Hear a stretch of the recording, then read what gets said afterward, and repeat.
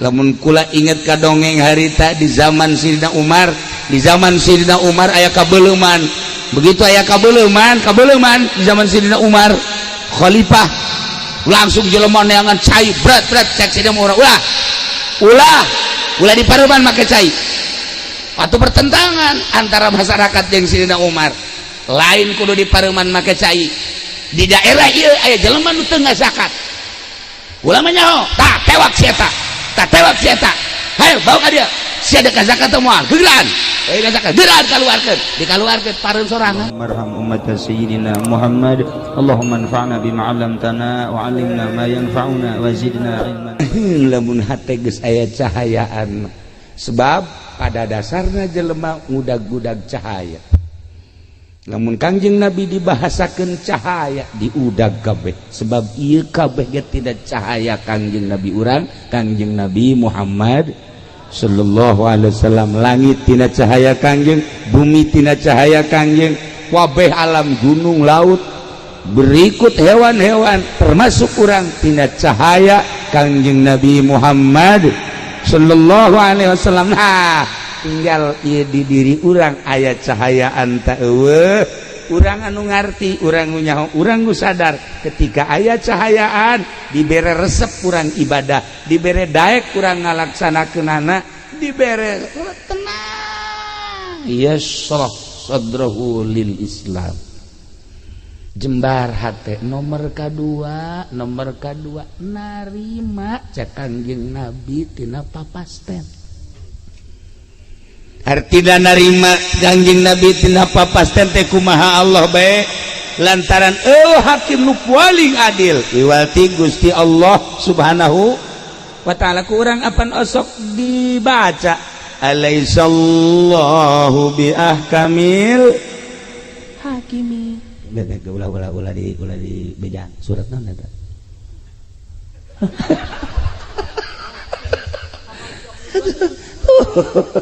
Eta teh artinya masuk dibaca ge. Tuh cak nu di tukang alhakumut cenah deh. Nah bejaannya na maksudna mah. Sarua ondona itu mah. Alaihissallah ya kabil hakim. Allahumma hebat na hukuman.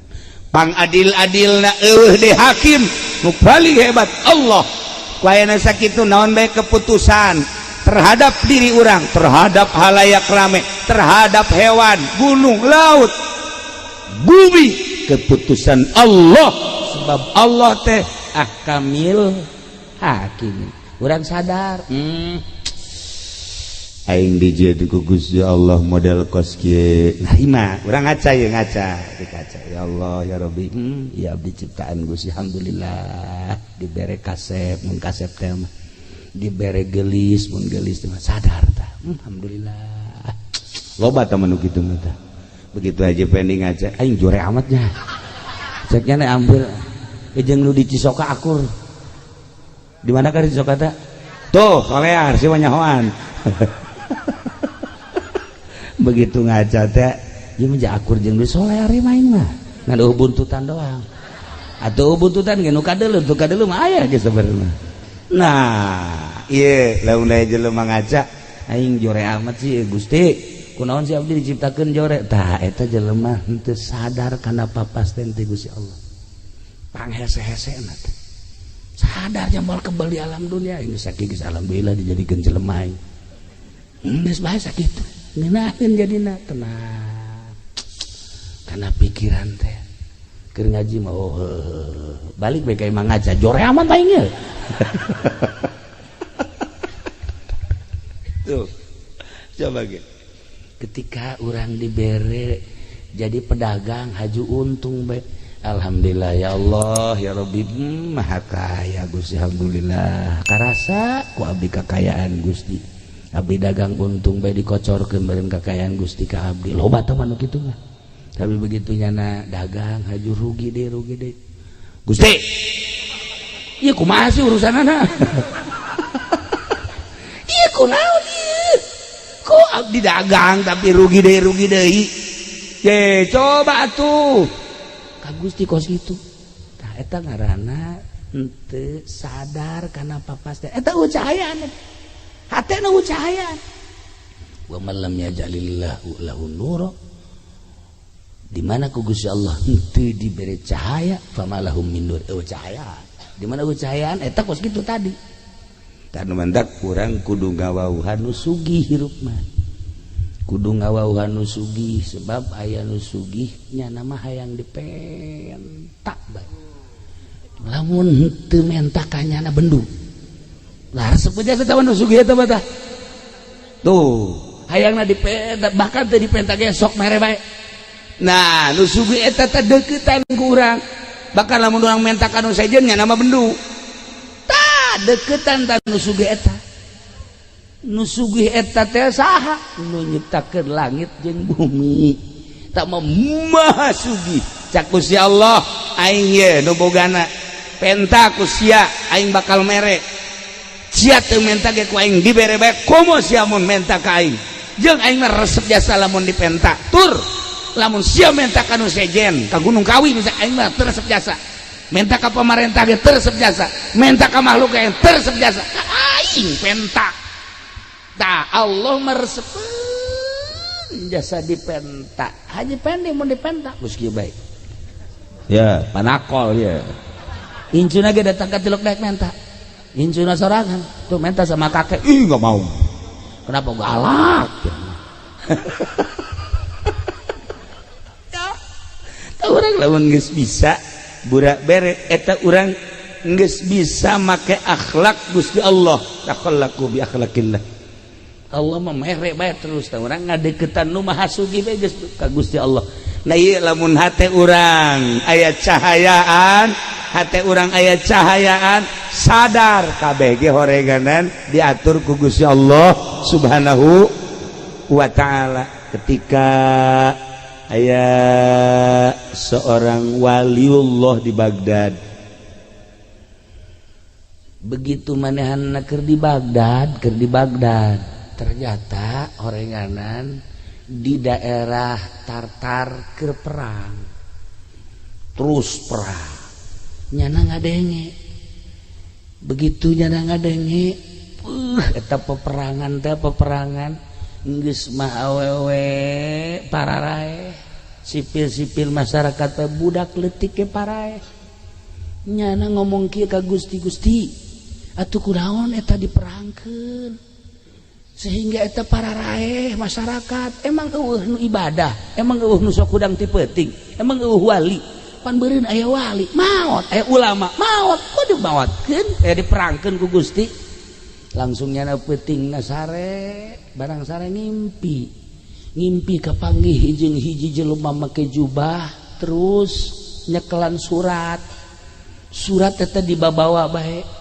begitu dibabawa kapanggih teh jeung nyana ieu surat naon eta ieu surat ti Gusti Allah coba tah bang bacakeun begitu dibaca dina tulisanana aya da'il i'tirad tinggalkeun ku maneh ngalawan Allah tinggalkeun ku maneh nentang ka Allah dibaca takunyana sebab Allah mah pang adil-adilna eta memperangkeun urusan aing gempa urusan aing banjir urusan aing angin urusan aing sia mah sia bae urusan sia cak Gusti Allah ulah sok nentang-nentang ka aing make jeung tatanya make jeung diperangkeun loba budak pararae loba manusia pararae aya kiayan aya walian urusan aing teh mah sia urusan sia geus datang ka mana sia dumadeheus ka aing hudangnyana Masya Allah kagetnya disarekan ku Gusti Allah langsung ditegor make surat model tadi wali mah kos kitu impianana teh hebat aing ngadenge haji pendi mangimpi teh ya Allah ya Rabbi di udag-udag genderuwo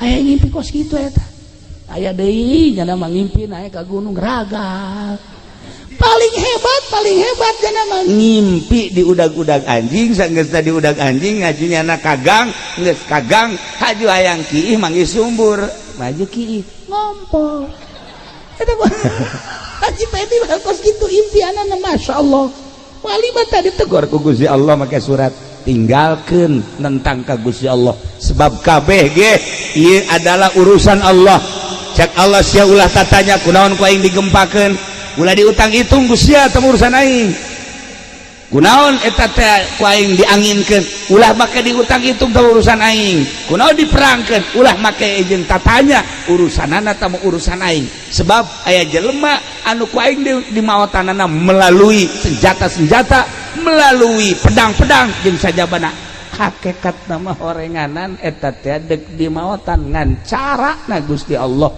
aya anu ragag tangkal kalapa aya anu ragag ka sumur aya anu gering aya nu perang aya nu di luhur kasur kieu bae cara kabari ieu teh urang Balaraja datang ku Tangerang jeung ngopi ku pamajikan dijieun kopi dijieunkeun kopi jeung nginum kopi bari ngarokok kieu bae nyana di kasur teh geus beres ngarokok lah aya meureunanan bangsa 20 menit mah pamajikanna ka dinya deui kitu helan ku pamajikanna kaji oya gabe pae ngopi can anggeus ngarokok can anggeus nyana ngedang doang gitu mah Masya Allah nu geus dipasangka bakal paeh jasa kamar hiji paeh hirup kene ngana gua sehat deui malah mah make susuit deui aya jahe ge suit tolol tuh coba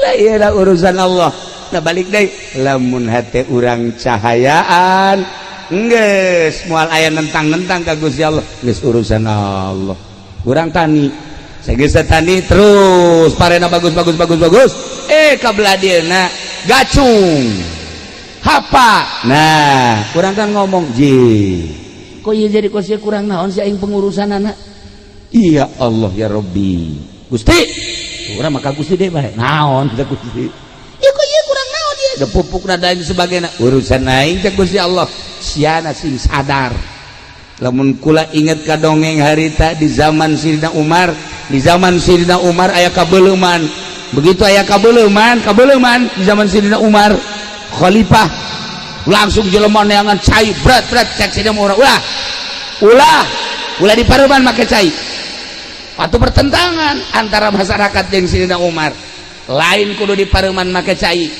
di daerah ieu aya jelema nu teu ngazakat ulama nyaho tak tewak sieta hayo bawa ka dia sia ada zakat teh moal geuran we zakat geuran dikaluarkeun pareum sorangan seudeuh pareum sorangan tah kebakaran eta ku ahli hakikat maka nyahoan lamun make blambir loba nu teu pareum tapi ku Sayyidina Umar mah ulah make jeung make di pareuman make cai sagala rupa moal pareum wo ribut heula eta tadi kalau demantak di pondok kabar ieu kapan kebakaran atuh tinggal si ieu bae tah tewak ieu ayo huluna kitu-kitukeun zakat sia ya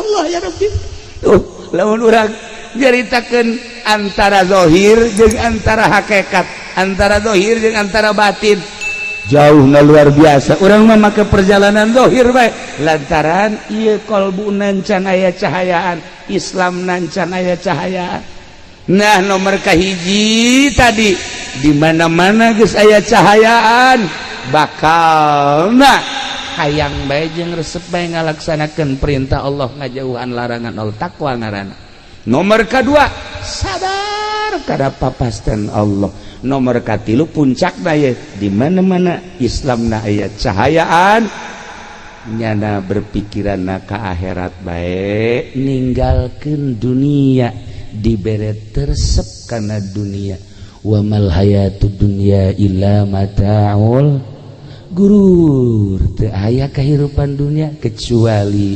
barang-barang tipuan geus lamun kiai eungkeuy-eungkeuyan ka pendopo neangan dunia kiai goblok eueuh tapi di cayur mah aya tiluan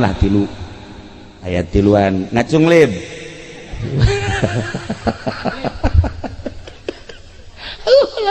ulah diagan dunia abong-abong bisa ngaji abong-abong bisa baca Quran abong-abong nyaho hukum dipamerkeun pake neangan dunia eueuh cahayaan kiai tinggal kiai berarti ieu eueuh cahayaan tah Islamna encan puguh ngajamin ilmu nungtun kadang-kadang ilmu mawa ka neraka lamun ilmu na jadi hijab tina cahaya Nailah para jamaah kaum muslimin wal muslimat rahimakumullah, balikan deui inna dina indallahil Islam, saenyana agama nu pikeun karidho ku Gusti Allah adalah agama Islam. Tetapi Islamna kudu anu aya cahayaan. Sakumaha tadi, lamun Islamna aya cahayaan maka aya tanda-tanda. Hiji tanda Islam aya cahayaan, daek ngalaksanakeun parentah Allah, embu ngalaksanakeun laranganana. Daek ngalaksanakeun parentah Allah, ngajauhan laranganana. Eta berarti mulai cahaya nomor kahiji. Lamun naik cahaya nomor kadua, sadar karena putusan Allah di diri urang, atau soal harta, atau soal penyakit, atau soal naon bae nu patali jeung diri urang, atau jeung batur tilok cegekan sebab kabeh ge geus aya tina keputusan Allah Subhanahu wa ta'ala. Alaihissallah bi ahkamil hakimin. Cahaya nomor katilu ialah cahaya anu bener-bener mantep sehingga pikiranana langsung baik ke alam akhirat. Mohokeun alam dunia dibere resep kana dunia. Etalah nu paling istimewa cahaya Islam anu nomor katilu. Geus urang mimitian tinu awal carana kumaha supaya cahayaan eta teh tadi cak Kangjeng Nabi geus encan maneh ngalaksanakeun hak Allah. Daon ialah mempersiapkan jang maut, mebeh datangna maut. Eta adalah memerlukan cahaya. Di mana orang sholat berarti orang mempersiapkan jang maut. Orang ngazakat mempersiapkan jang maut. Orang puasa mempersiapkan jang maut. Orang haji mempersiapkan jang maut. Orang baca Quran mempersiapkan jang maut. Orang tahajud, orang duha, zikir, maca sholawat, berbagai kehadean-kehadean yakni ngalaksanakeun ibadah, eta adalah jang mempersiapkan maut, mebeh datang maut. Berarti geus aya cahaya. Nah, tapi cak Kangjeng Nabi tadi teh inggis sanajan urang ibadah bae tetapi eueuh cahayaan ngan meunang capek doang. Ngan meunang capek doang tak ieu perluna cahaya. Kos kumaha sih cak para sahabat Gusti Rasul eta meunang capek doang. Nah henteu nyaho kana keagungan Gusti Allah. Lamun urang ibadah teu nyaho kana keagungan Gusti Allah, naon bedana jeung salat budak leutik. Budak leutik ku salat mah salat bae pan teteh ge kana mah salatna ge. Jatuh jauhun karena agungna Gusti Allah. Sok geura teangan budak leutik lamun taraweh teh Haji Pendi salat tarawehna masa sih babaturan keur sujud di kitu-kitu pelerna. Eta kan berarti budak leutik apa salat kos kitu mah. Giliran nah ndek diuk diteunenan paratina kol bedug di dieu tah. Atur ku eta karena salat budak leutik teh nyaho keagungan Gusti Allah. Sadajan capek ibadah lantaran teu nyaho kana keagungan Gusti Allah, ongkos salatna budak leutik eueuh nanaonan. Jadi kudu urang teh memperhatikeun kamaha agungan Gusti Allah Subhanahu wa ta'ala. Nah nu mantap ibadahna ulah aya muatan-muatan. Geus sia kunaon eta getol amat maca shalawat, dagang karung abeh laku. Da eta ngaranna ibadah eueuh nanaonan kos kitu. Capek eta ibadah kos kitu. Capek pen. Ulah kitu anan. Atuh. Sakalina maca shalawat, maca kulhu kukulak wan teu maca kulhu kabari. Bulan Rawah maca kulhu ngaji. Dibaca bae ku nyanes. Ditanya, ngaji maca kulhu. Hayang naon sih maca kulhu mah haji nu sabenerna? Rezeki macet cenah ieu. Supaya rada jembar bae bisa sugan bae ku kulhu mah. Tah ulah kos kitu teh ibadah budak leutik teh TK. Capek eta ibadah kos kitu teh ibadah teu nyaho kana kemahagungan Gusti Allah. Geus bae urang mah ibadah salat ulah aya muatan dunia, ulah aya muatan-muatan selain lillahi ta'ala. Karak tak eta ibadah nu mantep. Geus aya cahayaan tah. Mun masih keneh muatan-muatan keneh bae mah cara nu deuk calon lurah. Calon lurah teh kuan bebereana pohara jasa. Eta teh nu kos kitu teh capek gawe teh kapake. naunan sebab sodakohna aya karena hayang naik jabatan gitu kene calon bupati Gus Pugu calon presiden utama aja pementas ieu maka ditupan ka istana tolol henteu mending mun dibere henteu dibere onam gitulah para jamaah kaum muslimin wal muslimat rahimakumullah ala kadar gambaran hirup sakumaha tadi sahabat menta ilmu anu istimewa ternyata cak Kangjeng Nabi ulah hayang ilmu istimewa geus bae persiapkeun pelaksanaan ibadah jang menghadapi maut eta ilmu paling istimewa.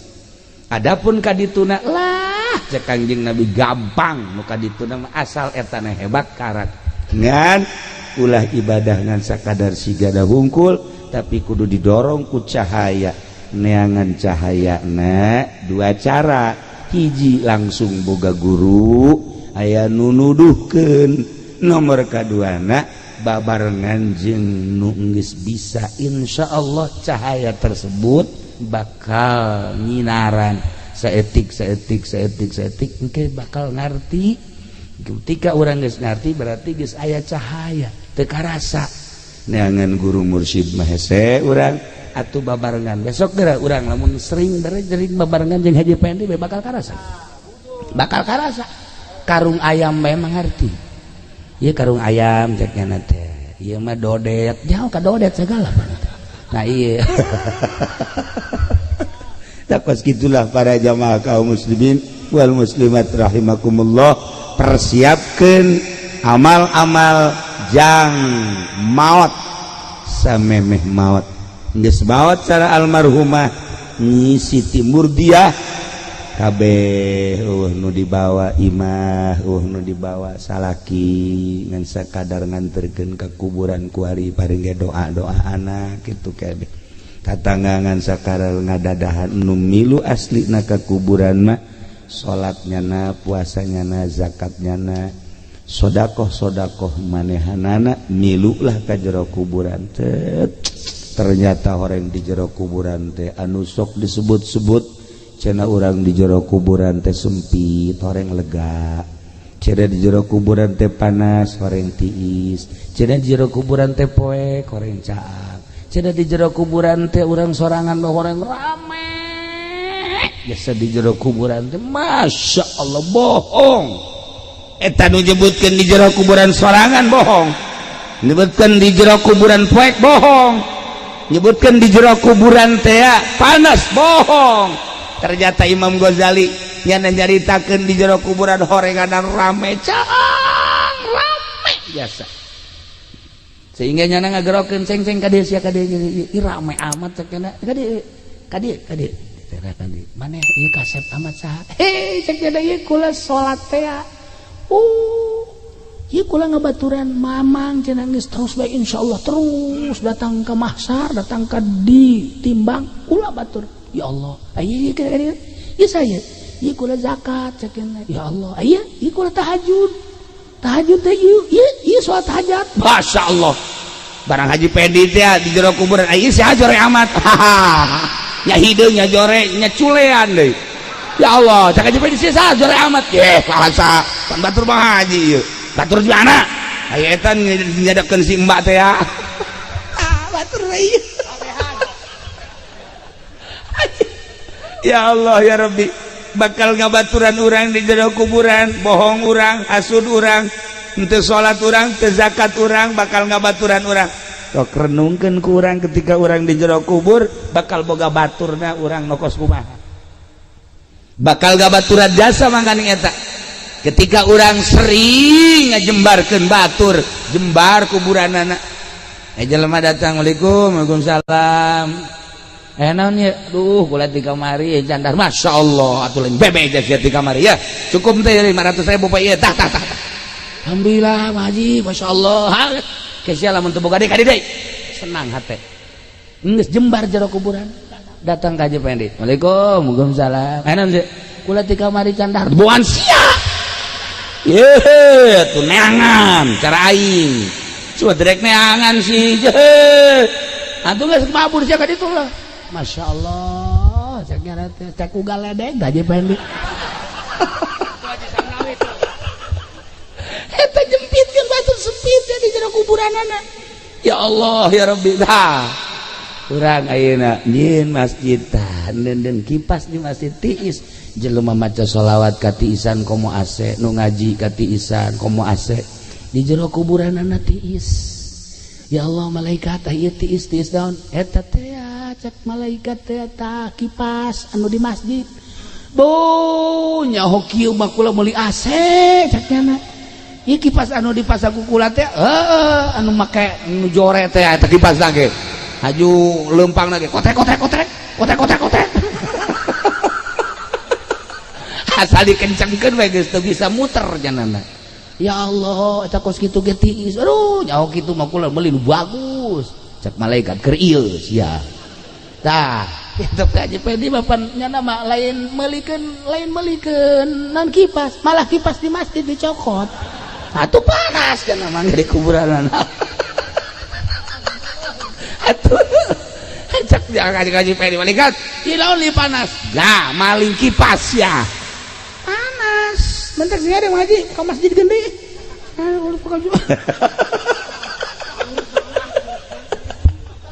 ai bebejana mah ka masyarakat teu diganti datang ka kuarin teh datang ka saiki orang diganti ge we mengkonon sirama. Nah aya ustad maling ih heran.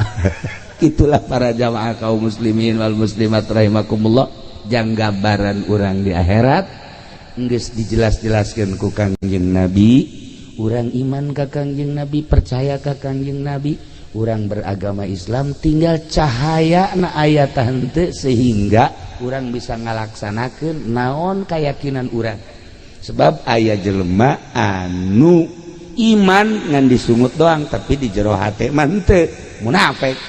Wa minan nasi may yaqulu amanna billahi wa bil yaumil akhir wa ma hum bimu'minin. Tidak sawarehna manusia wa minan nasi may yaqulu aya jelema nu ngomong amanna billahi wa bil yaumil akhir abdi iman ka Allah iman ka yaumil akhir padahal mah wa ma hum bimu'minin teu iman munafik tah mah. Aya jelema anu iman mah iman ka Allah munafik henteu tetapi eueuh cahayaan imanna Islamna eueuh cahayaan imanna eueuh cahayaan berani manehanana teu ngalaksanakeun kayakinanana. Nah ieu hampir-hampir urang kos kitu tak kabeh iman ka Allah iman ka Kangjeng Rasulullah iman kana naon anu diucapkeun ku Kangjeng Nabi tetapi ngalaksanakeunna henteu kunaon eta ialah eueuh cahayaan di jero kalbu urang Islamna teu aya cahayaan imanna teu aya cahayaan. Sok wari mulai bongkar geraku urang supaya aya cahayaan Islam urang aya cahayaan iman urang aya cahayaan. Islam babalikna engke kana zahir iman babalikna engke kana batin kana ruhani. Islam jeung iman di mana sapagodos pada aya cahayaan wah bakalna istimewa jasa zahirna bagus batinna ge bagus kuayana sakitu teanganlah cahaya. Di mana sih ayana cahaya di pondok-pondok pesantren tah kadeleuna mah pondok kos ge teh hina jas. Tapi horenganan anu ngadatangkeun ka surga kos kieu. Alhamdulillah kos pondok mah tolol. Siang pondok daran doang. Kampung pondok salilana bodoh. Heran eng mah. Tuh. Ya, urang lamun ningali gedung. Wow. Universitas wallahu alam ngadatangkeun ka sorga panteu mentereng hebat gedung-gedung menjulang urang ka Jakarta ieu sing ngadatangkeun ka sorga panteu. Ketika urang leuleuh kantor DPR isi ka sorga panteu kantor ieu tapi lamun urang leuleuh majelis taklim leuleuh pondok hina ka deleuna justru melalui ieulah pintu-pintu surga terbuka. Teangan cahaya di pondok-pondok pesantren model kos sekarang hina kadele ku pandangan mata tetapi mata batin di mana geus cahayaan ieu teh lain sakadar pondok pesantren tapi ieu teh adalah raudhatun min riyadil jannah. Seperti etalah ahli-ahli Allah teu perlu mewah-mewah ketika aya teu perlu dibangga-bangga nu penting ieu adalah ngamakna anak-anak Itulah para jamaah kaum muslimin wal muslimat rahimakumullah. Malam ieu urang diundang ku almarhumah Ibu Murdiah, maksudna mepelingan ka urang, wahai ahli-ahli cayur, kula geus balik kalbur asli, ente ge bakal baralik. Ternyata nu ngabaturan kula di jero kubur amal-amal kula, amal salat, amal puasa, amal zakat, amal-amal sodakoh jeung sajabana, amal ngaji jeung sajabana. Santri mah ujang ka neraka sebenarnya. Santri mah ujang ka neraka, santri mah kajun hees bae di kobongna surga. Tuh, cuma teu percaya waduh sagalana. Ye, atuh geus cara bae cicing lagi di taman surga deuk kumaha atuh. Ujang ka neraka. Numantak santri mah sanajan amalna jore pan di ka nerakakeun. Begitu deuk diasupkeun ka neraka aya utawi. Ye, utawi Gusti mah segede peureut. Ieu naon dia? Ye, kula utawi nang nyieu jurumiah di utawian. Nah, cak malaikat naon sia? Ieu utawi ieu. Cak jana teh kula teh ieu saksi bahwa nyana teh di pondok pesantren. Hindah deui ka lawang nu ieu. Utawi aya deui bae di dieu. Terus bae unggal lawang utawi iku. Malaikat ge sebeleun nya jagana. Ya dijagaan ku utawi iku bae. Bebe jaga Gusti Allah, Gusti ieu ya utawi ikuan. Lah ka surgakeun habak tuh. Ye. Batak santri wah ujang ka neraka. Para jamaah kaum muslimin wal muslimat rahimakumullah, urang doakeun Ibu Murdiah mudah-mudahan dihampura sakabeh dosana, dilegakeun di kuburanana, dicaangkeun di kuburanana, dibere kanikmatan kubur ku Gusti Allah sehingga nyana bisa tentrem nikmat menikmati naimul kubri. Kitu keneh keluargana mudah-mudahan dibere salarabar tur tawakal, tur urang kabehan ge mudah-mudahan dibere cahayaan hate urang sehingga bisa nempo jeung ngalaksanakeun kana perintah-perintah Allah. Belah dituna mah urang mudah-mudahan kabehan husnul khotimah. Di akhirat urang kabeh menuju surga di bawah bendera Kangjeng Nabi Muhammad sallallahu alaihi wasallam. Siapkeun cahaya, setelah siapkeun cahaya laksanakeun melalui cahaya tersebut jang persiapan maut kabeh urang aya dina ridho Allah Subhanahu wa taala. Allahumma salli wa sallim ala sayyidina Muhammadin fil awwalin wal akhirin. Barik wa sallim wa radiyallahu ta'ala an sadatina ashabi sayyidina Rasulillah ajma'in. Amin ya Allah ya rabbal alamin. Allahumma ighfir laha warhamha wa'afiha wa'fu anha wa akrim nuzulaha wa wasi' madkhalaha wa abdil hadaran khairan min dariha wa zawjan khairan min zawjiha waghsilha ya Allah bil ma'i wal thalji wal barad wa nakkiha minal khataaya kama yunqas thawbul abyad minad danas waftah babas samaa'i li ruhiha wajafil ardi an jambiha walakin hal amna wal hujjata yaumal qiyamah. Allahumma arham ummat sayyidina Muhammad, Allahumma ajbur ummat sayyidina Muhammad, Allahumma asli ummat sayyidina Muhammad, Allahumma farrijan ummat sayyidina Muhammadin sallallahu alaihi wasallam. Rabbana taqabbal minna innaka antas samiul alim wa tub alaina innaka antat tawwabur rahim. Wa sallallahu ala sayyidina Muhammad wa ala alihi wasallam. Subhana rabbika rabbil izzati amma yasifun wa salamun alal mursalin walhamdulillah.